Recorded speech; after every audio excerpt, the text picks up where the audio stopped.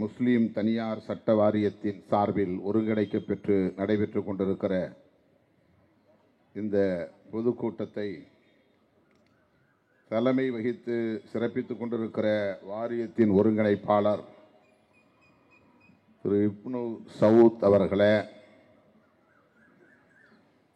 அனைவரையும் வரவேற்று சிறப்பித்திருக்கிற துணை ஒருங்கிணைப்பாளர் எஸ் ஃபாத்திமா முசாஃபர் அவர்களே, நம்மிடையே நிறைவாக உரையாற்றவிருக்கிற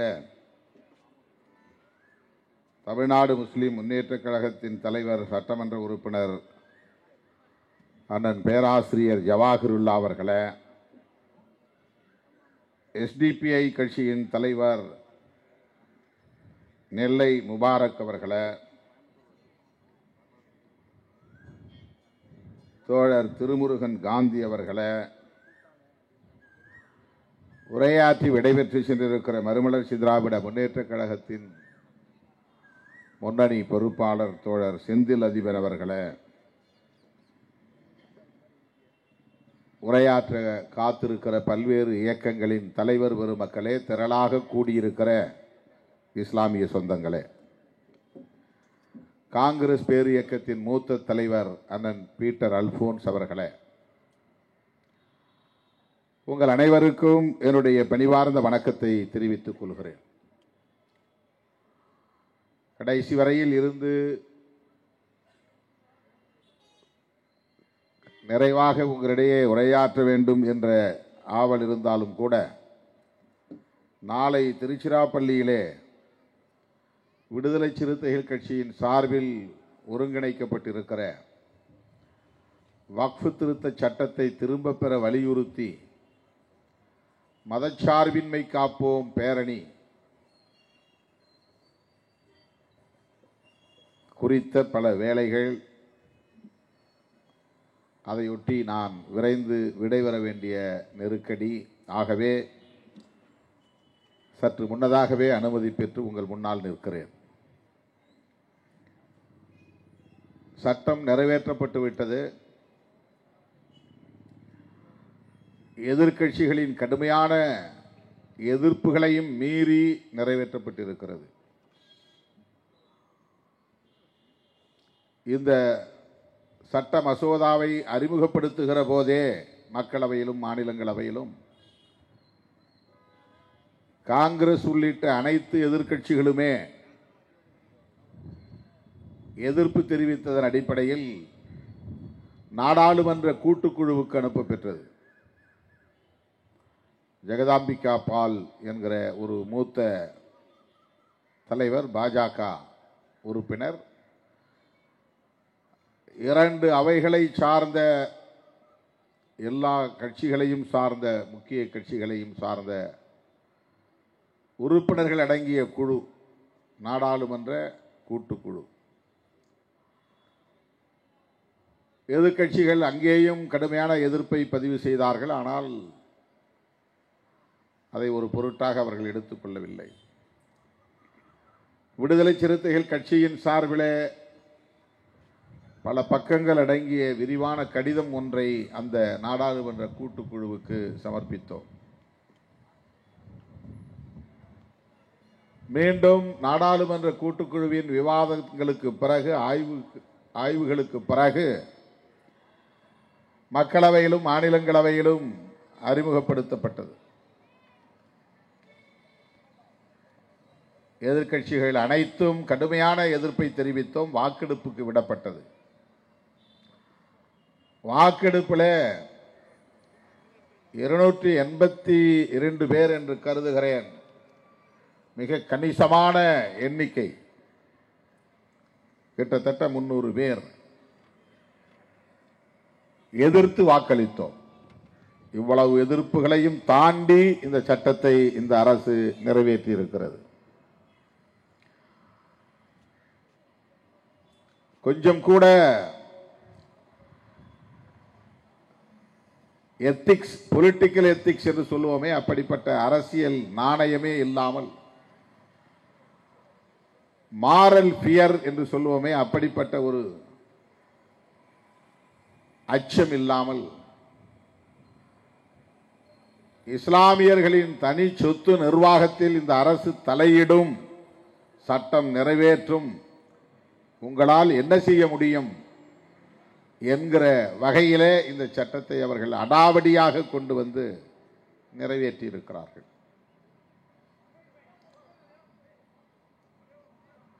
இது தொடர் கதையாக நீடிக்கிறது. பாஜக ஆட்சி பொறுப்பேற்ற நாளிலிருந்து இந்த 11 ஆண்டுகளாக அவர்கள் இஸ்லாமியர்களை குறிவைத்து தமது கையில் இருக்கும் ஆட்சி அதிகாரத்தை பயன்படுத்தி சட்டத்தின் பெயரால், நாடாளுமன்ற ஜனநாயகத்தின் பெயரால் இத்தகைய தாக்குதல்களை நடத்தி வருகிறார்கள். குடியுரிமை திருத்த சட்டம் அது இஸ்லாமியர்களுக்கு எதிரான தாக்குதல். அரசமைப்பு சட்டத்தின் உறுப்பு எண் 370 நீக்கம் இஸ்லாமிய சமூகத்திற்கு எதிரான ஒரு தாக்குதல். அது ஜம்மு காஷ்மீர் மாநிலத்திற்கு எதிரானது என்பதை விட இஸ்லாமியர்களை குறிவைத்து செய்த ஒரு தாக்குதல். முத்தலாக் திருத்த சட்டம் இஸ்லாமியர்களுக்கான தனி சட்ட உரிமைகளில் தலையீடு, வெளிப்படையான ஒரு தாக்குதல். இன்றைக்கு வக்ஃபு திருத்த சட்டம், வேறு எந்த மதத்தின் தனி சொத்து நிர்வாகத்திலும் தலையிடாத இந்திய ஒன்றிய பாஜக பாசிச அரசு இஸ்லாமியர்களின் நலன்களுக்கான வக்ஃபு சொத்து நிர்வாகத்தில் அடாவடியாக தலையிடுகிறது. சட்ட விரோதமாக சட்டத்தின்படி செயல்படுகிறது,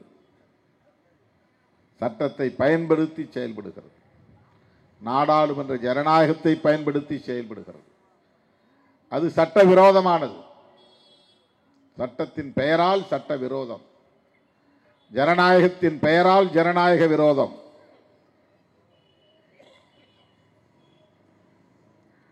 மேலோட்டமாக பார்த்தால் இவை அனைத்தும் முஸ்லிம்களுக்கு எதிரானது, முஸ்லிம்களை ஒடுக்குகிற நடவடிக்கை, அச்சுறுத்துகிற நடவடிக்கை என தோன்றும். அது உண்மைதான். ஆனால் உள்ளீடாக பார்த்தால் இது அரசமைப்பு சட்டத்திற்கு எதிரான தாக்குதல். இதைத்தான் விடுதலை சிறுத்தைகள் கட்சி வெளிச்சத்திற்கு கொண்டு வர முயற்சிக்கிறது. இந்த கோணத்திலே இதை அணுக வேண்டும். அனைத்து எதிர்க்கட்சிகளும் இதனை உயர்த்தி பிடிக்க வேண்டும். இந்திய அரசியலை மதச்சார்பின்மைக்கு ஆதரவான, மதச்சார்பின்மைக்கு எதிரான என்கிற வகையிலே இருதுருவ உரையாடல்களாக மாற்ற வேண்டும் என்கிற அடிப்படையில் தான் இந்த சட்ட மசோதாவை மக்களவையிலே அறிமுகப்படுத்திய போது எதிர்த்த விசிக, விடுதலை சிறுத்தைகள் கட்சி, நாடாளுமன்ற கூட்டுக்குழுவிலே எதிர்ப்பு தெரிவித்த விடுதலை சிறுத்தைகள் கட்சி, தமிழகத்தில் மட்டுமல்ல அண்டை மாநிலங்களிலும் கூட இதனை எதிர்த்து ஆர்ப்பாட்டங்களை நடத்திய விடுதலை சிறுத்தைகள் கட்சி, அது போதாது என்று நாளை திருச்சிராப்பள்ளியிலே, தமிழகத்தின் மையப்பகுதியாக இருக்கிற திருச்சிராப்பள்ளியிலே லட்சக்கணக்கான சிறுத்தைகளை திரட்டி மதச்சார்பின்மை காப்போம் என்று உரத்து முழங்க இருக்கிறோம். ஆக இந்த அரசியலை இப்படி கூர்மைப்படுத்த வேண்டிய தேவை இருக்கிறது. இது சிறுபான்மை சமூகத்திற்கு எதிரான வெறுப்பு அரசியலின் விளைச்சல் தான் என்பதிலே யாருக்கும் மாற்று கருத்து இல்லை என்றாலும் கூட பாஜக உள்ளிட்ட RSS தலைமையிலான சங்க பரிவாரங்களின் இறுதி இலக்கு என்பது அரசமைப்பு சட்டத்தை தாக்கி தகர்ப்பதுதான். ஏனென்றால் அரசமைப்பு சட்டத்தின் உயிர் மூச்சு கோட்பாடாக இருப்பது மதச்சார்பின்மை. அரசமைப்பு சட்டத்திலே பல கோட்பாடுகள், முதன்மையான கோட்பாடுகள் உள்ளன, பல இசங்கள் உள்ளன. புளூரலிசம், பன்மைத்துவம், அது அரசமைப்பு சட்டத்தின் மிக முக்கியமான கோட்பாடு. பெடரலிசம், அது ஒரு இசம். கூட்டாட்சி தத்துவத்தை ஏற்கிற ஒன்றிய அரசு, அதன் அடிப்படையில் இயங்க வேண்டிய ஒன்றிய அரசு. அரசமைப்பு சட்டத்தின் கோட்பாடுகளுள் பெடரலிசம், புளூரலிசம் என்பதை போல செக்யூலரிசம் என்பது முக்கியமானது.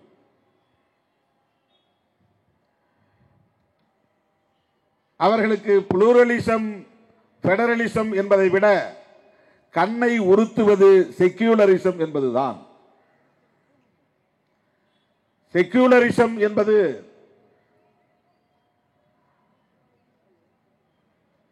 மதங்களுக்கு ஆதரவாக செயல்படக்கூடாது என்பது மட்டுமல்ல, மதம் சார்ந்து இயங்குதல் கூடாது என்பது மட்டுமல்ல, எந்த ஒரு மதத்திற்கு எதிராகவும் இயங்கக்கூடாது என்பதுதான் செக்யூலரிசம்.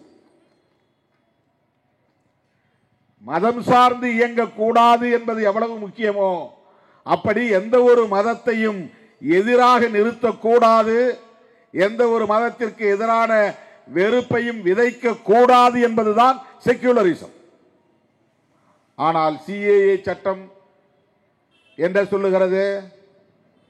அண்டை நாடுகளில் இருந்து எந்த மதத்தை சார்ந்தவர்கள் உள்ளே வந்தாலும் அவர்களுக்கெல்லாம் குடியுரிமை தருவோம், முஸ்லிம்களுக்கு தரமாட்டோம். முஸ்லிம்களுக்கு எதிராக, முஸ்லிம் மதத்திற்கு எதிராக நாடாளுமன்ற ஜனநாயகத்தை பயன்படுத்தி ஒரு சட்டத்தை அவர்களால் நிறைவேற்ற முடிகிறது. அப்படி என்றால் அரசமைப்பு சட்டம் சொல்லுகிற செக்யூலரிசத்திற்கு அது எதிரானது. இன்றைக்கும் நாம் அந்த கோரிக்கையை கைவிட்டு விடக்கூடாது. குடியுரிமை திருத்த சட்டத்தை திரும்ப பெறு, திரும்ப திரும்ப சொல்ல வேண்டும். அதே போல வக்ஃபு திருத்த சட்டம், இந்தியாவில் எந்த மதத்தின் தனிச்சொத்து நிர்வாகத்திலும் தலையிடாத அரசு வக்ஃபு தனிச்சொத்து நிர்வாகத்தில், இறை சொத்து நிர்வாகத்தில் ஏன் தலையீடு செய்கிறது? இஸ்லாமியர் அல்லாதவர்களை உறுப்பினர்களாக நியமிப்போம் என்று சட்டம் இயற்றுவது எவ்வளவு மோசமான ஒரு எதேச்சதிகார போக்கு, அடாவடித்தனமான போக்கு, ஆக்கிரமிப்பு போக்கு, ஆதிக்க போக்கு, ஆணவ போக்கு, தான் தோன்றித்தனமான போக்கு.